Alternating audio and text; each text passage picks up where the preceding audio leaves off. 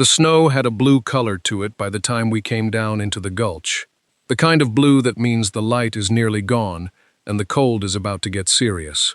My brother went first, breaking trail with his boots already soaked through, and I followed in the trench he made because there wasn't sense in both of us fighting the drift.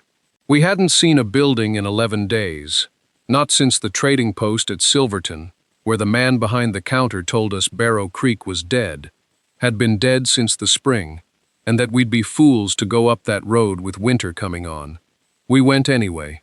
$11.40 between us doesn't buy a man the luxury of picking his road. The town sat in a fold of the mountains at something near 10,000 feet, though neither of us had an instrument to measure it. You just knew it in your lungs, in the way the air went thin and mean. What was left of Barrow Creek came up out of the snow in pieces. A collapsed store with its sign half buried. A row of cabins with roofs staved in under the weight of 3 winters nobody had shoveled. A headframe leaning like a man asleep on his feet. No smoke anywhere. No dogs barking. Just the wind moving through the empty windows and making a sound like something breathing. We found the bakery near the far end of the single street. Its false front still standing, though the roofline had dropped 6 inches on one side. My brother put his shoulder to the front door, and it gave nothing, frozen solid in its frame, so we went around back through drifts up to our knees, packs pulling at our shoulders, 38 pounds of everything we owned split between us, the Sharp's rifle wrapped in oilcloth across his back, my tin cup knocking against the buckle of my belt with every step. The back door was latched from the inside, the little iron hook resting in its eye, as plain as if someone had set it there that morning and stepped out for water. My brother stood looking at that hook for longer than made sense, before he took the axe to the frame beside it.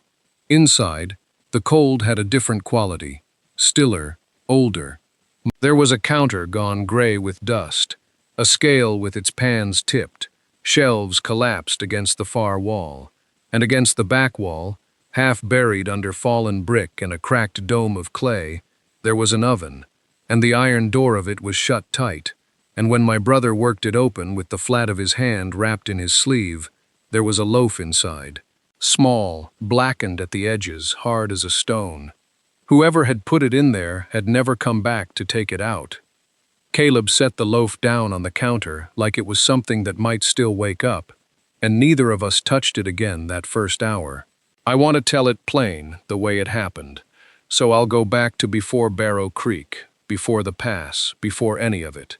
Because a man ought to know how 2 brothers come to be standing in a dead baker's shop with snow filling in their tracks behind them. We left Missouri in the spring of 1877, 6 weeks after we buried our father. Fever took him in March, quick the way fevers do when a man's already worn thin from bad years and worse luck. And there was nothing left after. No land worth staying for. No kin close enough to lean on. Caleb was 20 then. I was 15. And between us we had the Sharp's rifle he'd carried, a hand axe with a hickory handle gone smooth from our father's grip, 2 tin cups, and enough coin that we didn't speak its exact count out loud, like naming it might make it smaller. We walked west because west was the direction that didn't remind us of anything. Kansas, then the territories, then higher ground the further we went, until the flat country gave way to rock and pine and air that came thinner with every week of climbing. We took work where we found it, a season-splitting rail fence outside a Kansas town, 2 months mucking a livery in Denver City that paid in meals more often than money. But mostly we walked, and mostly we learned the particular skill of finding a roof that wasn't ours and making it serve for a night, or a week, or however long the weather demanded. That first winter in the wet mountains, we sheltered in a line shack some cattle outfit had left standing, and Caleb showed me how to bank a fire so it burned low and slow through the dark hours, without eating all the wood by midnight. The second winter it was a miner's dugout in the hills above Fairplay, half a room cut into a slope with a stovepipe rusted through, and we packed the gap with mud and grass and lived on beans and whatever we could shoot. We never asked whose place it had been. The mountains were full of empty rooms, men who'd gone bust, gone home, gone under. And we'd come to understand that an empty room asked no rent and told no one you were there. That was the habit that brought us up Barrow Creek's one street on a Tuesday in November, with the snow already too deep for good sense, looking for exactly this, a door, any door, that nobody living would mind us opening. We hadn't counted on the hook still latched from inside. We hadn't counted on the loaf. The loaf we found later. First came the street, and the street came first, because a man learns to read a town before he trusts it, even a dying one. Caleb walked the near side, I took the far, and between us, we counted what was left of Barrow Creek, the way you'd count cattle after a storm, quiet, and careful not to spook anything that might still be breathing. There wasn't much breathing. 40-some buildings, if you were generous about calling a fallen wall a building, most with their windows punched out by weather or by boys with nothing better to throw. A stamp mill sat silent above the creek, its wheel iced solid, and the assay office had a sign still swinging on one nail that read, S. Weeks, fair prices, though the paint had gone the color of old bone.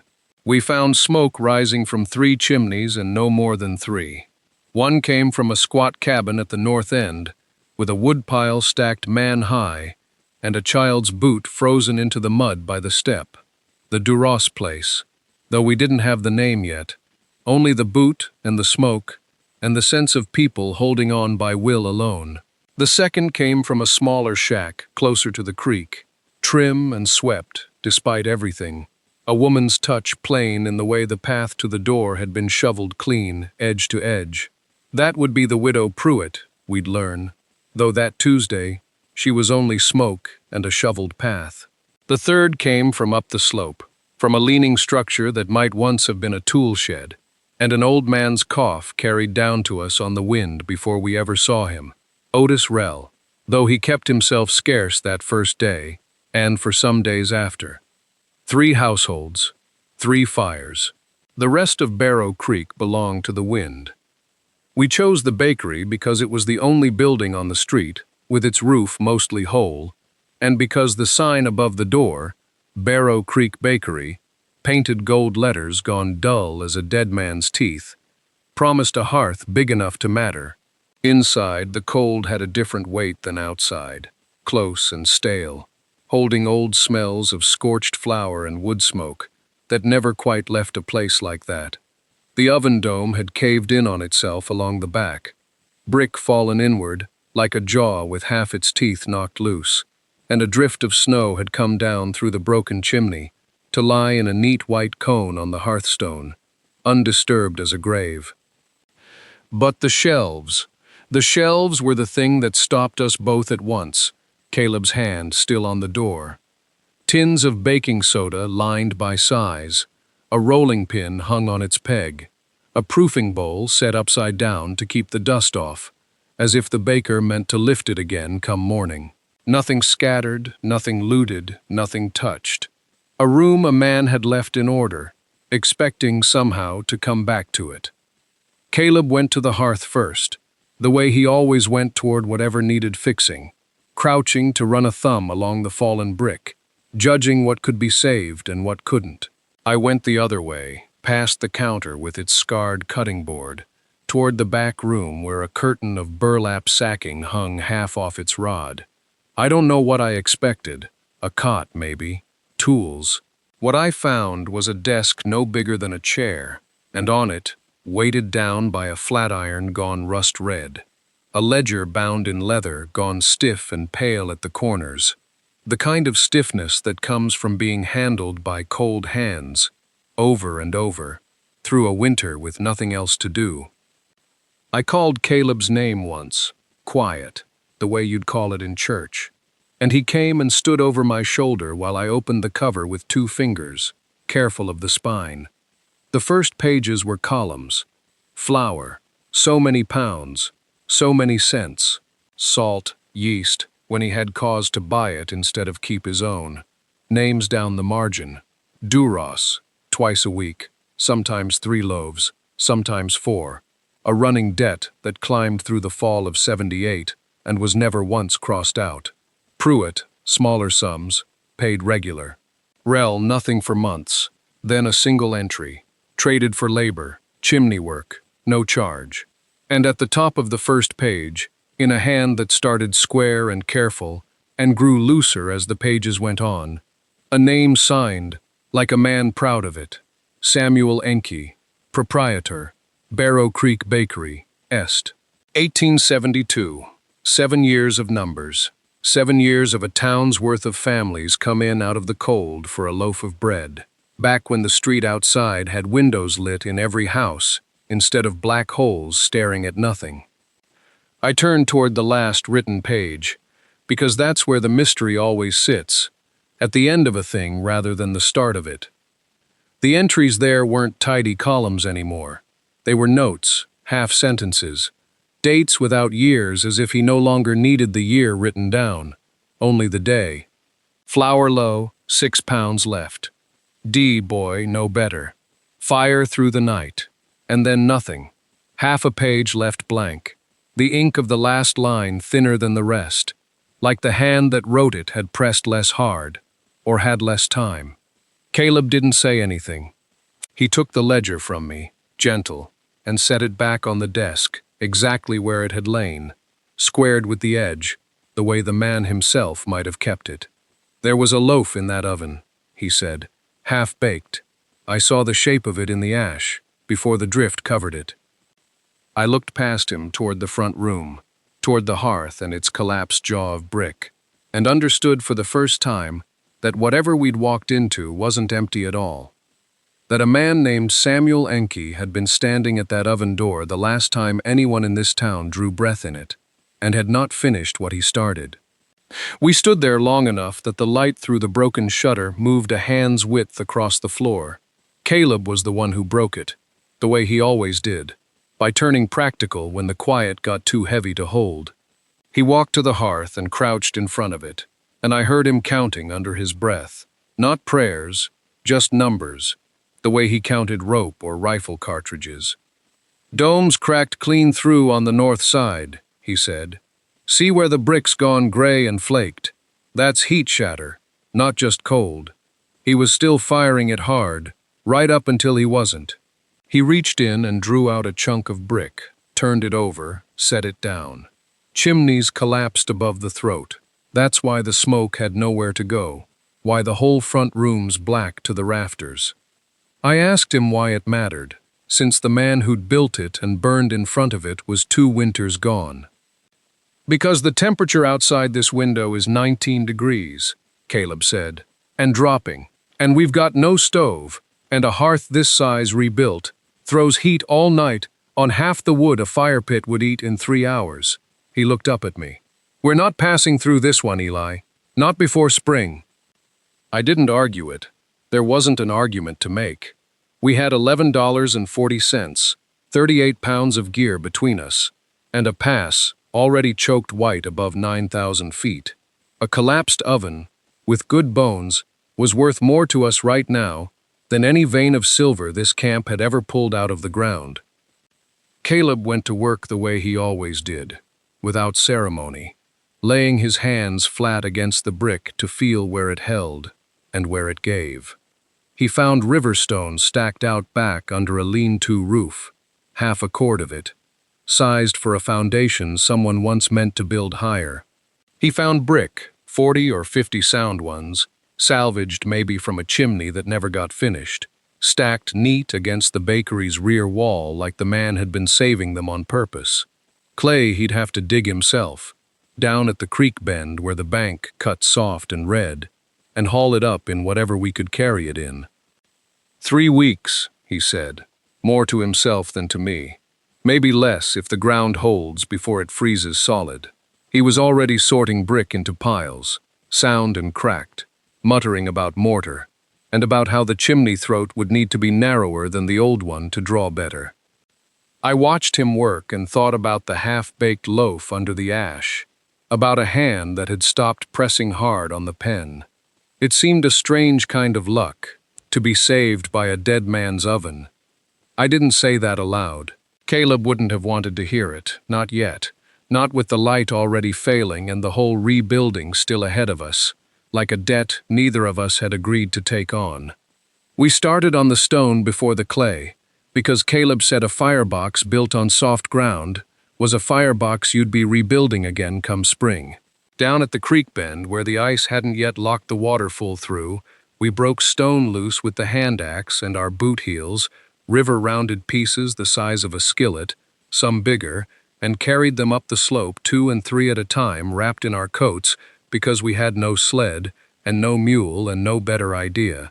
The wind came down off the ridge most afternoons around 3 and didn't let up till dark, and my hands split at the knuckle from the cold stone, from the wet, from gripping too hard so as not to drop a load I'd have to climb back down for.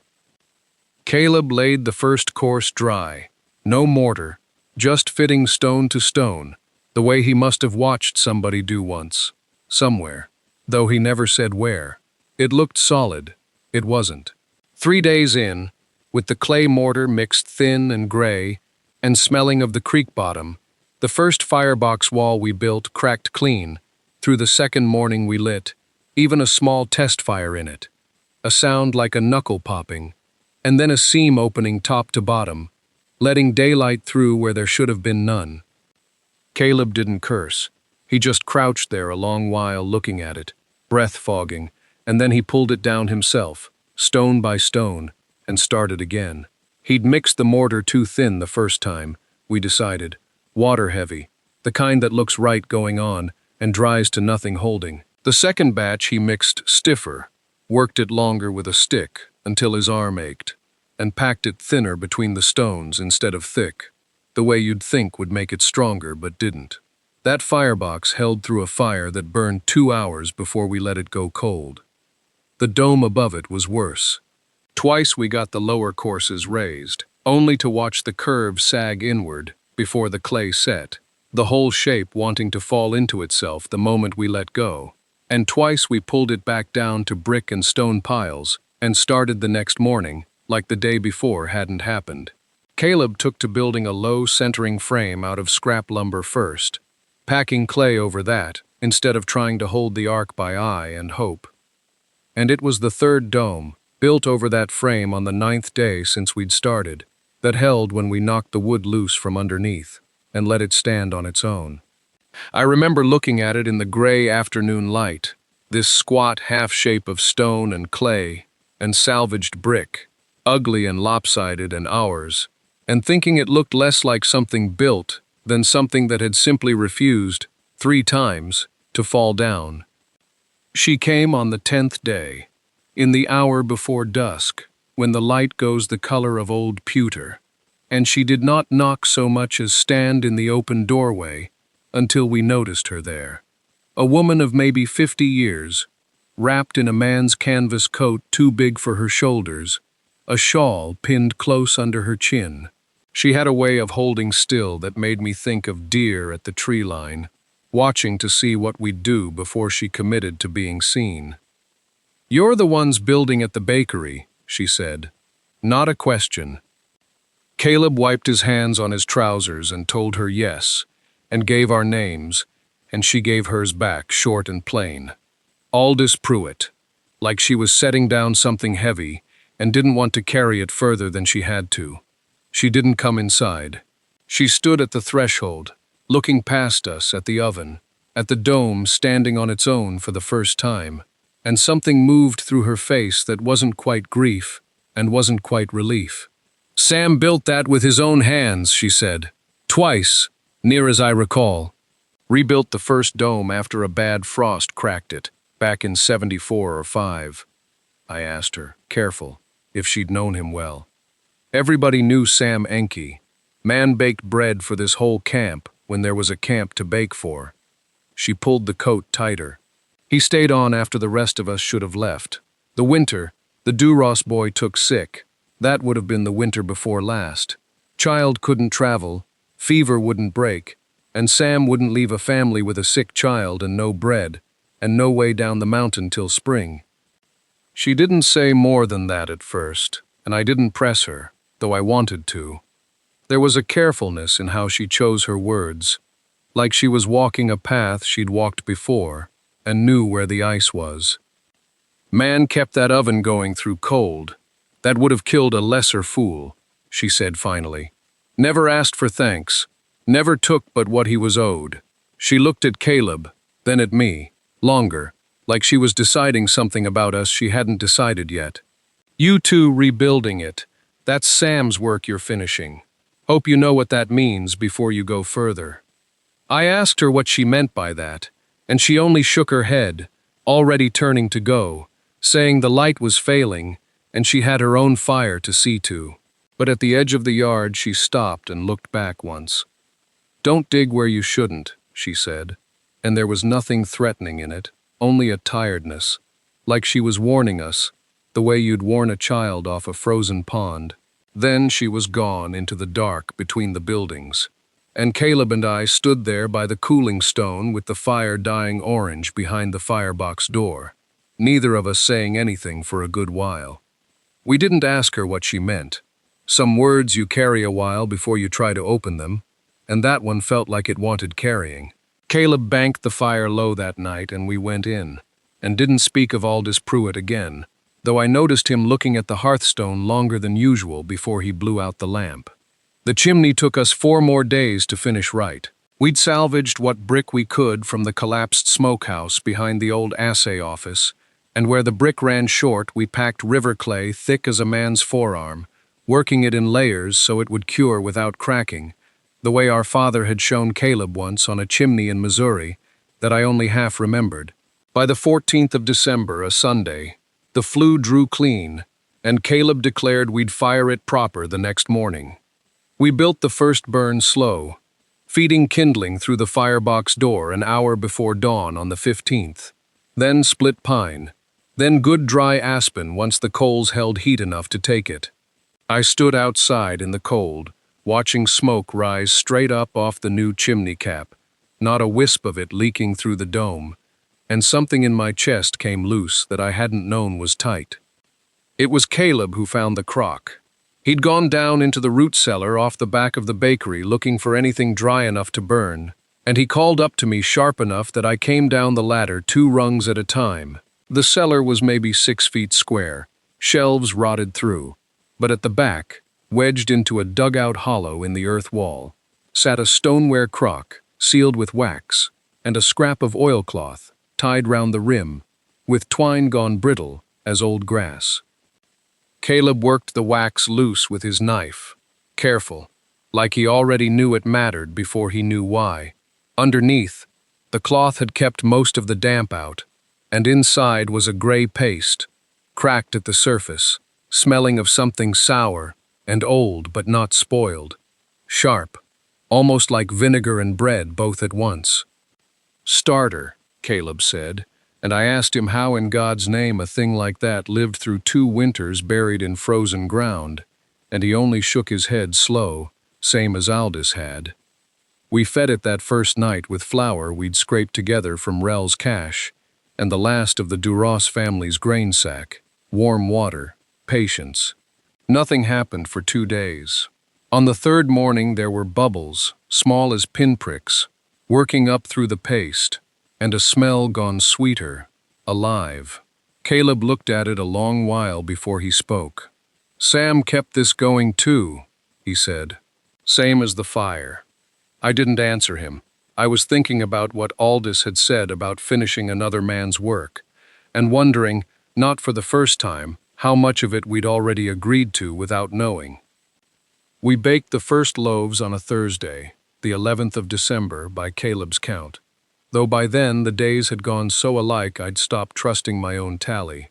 4 small loaves, no bigger than a man's 2 fists, because we didn't trust the starter yet to carry more, and no trust either in how the oven would hold heat through a full bake. Caleb built the fire at dawn and let it burn down to coals by mid-morning, raked them to the sides the way Aldous had shown him from what she remembered her own mother doing, and slid the loaves in on a board scraped clean with the hand axe. The smell came before the bread did. It went out through the cracked door and the new chimney, and down what was left of the street, and within the hour, Otis Rell was standing in the doorway, with his hat in his hands, like a man at a funeral. And not long after him came Duras, walking slow, not looking at either of us, but at the oven itself, its mouth glowing faint orange in the dim room. Nobody said much until the loaves came out, dark crusted, steam rising off them into the cold. Rel broke a piece off one before it had cooled enough to hold, burned his fingers, didn't care. Duras didn't reach for any of it. He stood with his arms crossed and his eyes wet, and when Caleb finally asked him straight, asked what happened that February, the whole of it, not the piece Aldous had given us, the man told it. He said Sam Enke had come to their door in the worst of it, snow past the windowsills, and told them not to worry on food, that as long as he had flour and a fire, he'd see them fed. He said the youngest, a girl of 6, was too sick to travel, and they couldn't chance the pass, and Sam knew it same as they did. He said Sam kept the oven lit near every day that whole month, walking down from his room above the bakery, through drifts to his knees, and on the 14th of February, he didn't come to the house with the morning loaf, and Duras went looking, and found him at the oven door, one hand still on the iron handle, frozen there, like he'd only just meant to open it. Duras's voice didn't break saying it, which was somehow worse than if it had. Rel looked at the floor. I looked at the loaves cooling between us, and thought of the child under wax and cloth, kept alive in frozen ground, the same as her name in a ledger we hadn't yet had the nerve to read all the way through. That night I couldn't sleep for thinking on the hearthstone, the one Caleb and I had set back ourselves in December, dragged flat from the creek and mortared in with the rest, never once wondering what might lie beneath a thing we'd built with our own hands. It sat wrong in my mind, the way a word sits wrong when you've misspelled it and can't say how. Near 4 in the morning I got up in the cold and lit a stub of candle and went down to the bakery alone, leaving Caleb asleep, and knelt at the mouth of the oven where the ash had gone cool and gray. The hearthstone closest to the iron door had always sat a half-inch proud of its neighbors. We'd noticed it in December and blamed the frost heave, shimmed it, moved on. I worked my knife blade into the seam and felt it give, sooner than mortar ought to give, and I understood then that whatever held it wasn't lime and sand at all, but something looser, packed in after the fact. It took the better part of 20 minutes with the knife and a chisel we kept for splitting kindling. The stone came up with a sound like a held breath let go, and under it was a cavity no bigger than a boot box, lined with a scrap of oiled canvas gone stiff and dark with age.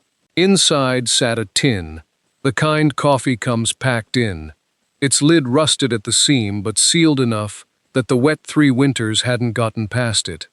I sat back on my heels and called for Caleb before I'd even opened it, my voice too loud for that hour, and he came down the ladder in his union suit with the sharps in his hand, before he saw there was nothing in that room to shoot. We pried the lid with the same chisel. Inside, wrapped in a square of flour sacking gone soft as cloth, were coins. I counted them twice, $46 in silver and a few gold pieces, more money than either of us had held together since our father's burying. Beneath the coins, a tintype, spotted at the edges, of a woman in a dark dress with her hair parted plain down the middle, unsmiling the way they all were then, but with something patient in the eyes that the plate had caught anyway. And under that, folded 4 times so it had worn soft at the creases, a note in a steady hand that hadn't shaken even at the end, saying he'd stayed for the girl and would do it again, that a man ought to be of some use before the ground took him, and that he did not regret it, not one day of that whole hard month, not the cold, nor the walking, nor any of it. We put the note back in the tin, and the tin back under the hearthstone, and set the brick over it the way it had been, because it didn't seem a thing to carry around loose in a pocket. Caleb said a man's last word ought to stay where he left it, and I didn't argue. January came in hard, the kind of cold that makes the nails in a door frame tick as they draw tight. We kept the oven fired near every day that month, banking it low overnight, and waking before light, to build the heat back before the cold could win the argument. Flour we had from the Duras cellar, and what little Otis Rell could spare from a cache of his own, and we stretched it with cornmeal when we had to. A loaf for the Durases, a loaf for the widow Pruitt, a loaf for Rell, a loaf held back for ourselves. That was the rhythm of it, day after day, and it held. They took to coming by the bakery of an evening, once the last bread had cooled enough to cut. The widow Pruitt brought a jar of preserves she'd been saving since the summer before last, peaches gone dark as molasses, and we'd eat off tin plates by the oven's mouth, with the door cracked so the light of the coals fell across the floor. Otis Rell told stories nobody could confirm about the camp in its high years. 340 souls he swore to, though Caleb said no man remembers a number that clean, unless he's told it so many times it's worn smooth as a creek stone. The Duras children sat close to the brick where it stayed warmest, and the girl who'd been sick, near 8 years old now, thin still but steady on her feet, learned to tell by the smell alone when a loaf was near done, calling it out before her mother could check. 5 of us, some nights, crowded into that ruined room with its patched dome and its salvaged chimney drawing true, the wind working at the boards outside and finding none of the gaps it used to. I'd watch the firelight move on their faces and think how strange it was that a building nobody owned anymore, built by a man 2 years dead, had become the only warm room left in a town of 40 structures, standing empty under snow. Caleb didn't say much on those nights. He'd sit with his back to the wall and the sharps across his knees out of old habit, though there was nothing in Barrow Creek that winter worth guarding against but the cold itself. But I noticed he stopped watching the door the way he used to, and started watching the oven instead, the way the heat came off it steady, the way it asked to be fed, and gave back exactly what was put in. No more argument to it than that. The pass opened on a Thursday, the second week of April, 1880. Otis Rell was the one who came down from the ridge to say it. Snow rotted back to bare granite, along the high traverse, the creek running loud and brown with melt for the first time in 5 months. He said it the way a man reports weather, nothing more, and went back to his cabin. Nobody in Barrow Creek packed a wagon. I asked Caleb that evening, over the second rising of the dough, whether we'd go. He didn't answer right away. He was scraping ash from the flue the way he did most nights now, an unhurried motion, a man tending something he intended to keep tending. "Go where?" he said finally, and I didn't have an answer for that either. We took down the old bakery sign the next morning, Enke's name still legible under 2 years of weather, the paint gone gray-blue, and we didn't throw it out.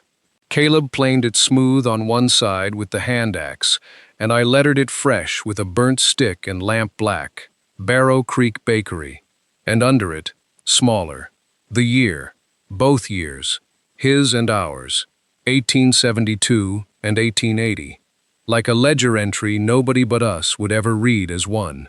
We hung it back on the same iron hook, crooked the same way it had always hung, because straightening it seemed like erasing something. The starter went into a fresh crock that week, fed twice a day, the way the old man's had been, though whether it was truly his by then, or something new grown up around the memory of his, I couldn't have told you, and I stopped asking. There are 40 empty buildings in that town still, and bones in unmarked ground on the slope above it, and I expect there'll be more before anyone comes through and gives this country its next name. We didn't come to Barrow Creek meaning to stay. We came in from the cold, the way our father's dying had put us on every road since, looking for nothing we could have named. What we found instead was a room that stayed warm, and 3 families who needed the bread more than we needed to keep moving, and a dead man's ledger that taught us what a life spent in one place could add up to, if a man kept careful account of it. We're still here, the oven's still burning. If you've got a brother or someone you've walked hard country with, tell us about them below, what you built together, what you kept alive between you when nothing else was easy. And if this found you, stay a while. Subscribe. There's more country ahead of us, and we mean to tell you what